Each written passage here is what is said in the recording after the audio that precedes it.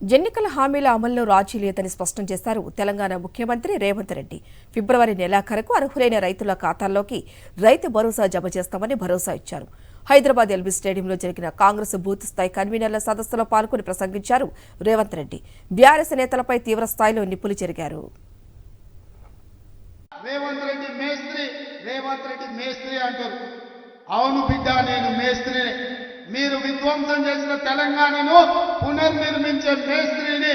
మీరు నిరుద్యోగ యువకుల జీవితాలతో చెలగాటమాడిండ్రు కదా, అందుకే 30 లక్షల మంది తెలంగాణ నిరుద్యోగ యువకుల భవిష్యత్తును తీర్చిదిద్దే మేస్త్రిని. ఇదే కాదు బిడ్డ, కాసుకో.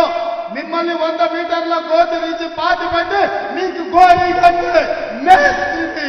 ఈ నెల చివరికి ఇంద్రవెల్లిలో ఆదిలాబాద్ జిల్లాలో వస్తున్న కాసుకోండి బిడ్డలారా, మీకు గోరీ కట్టం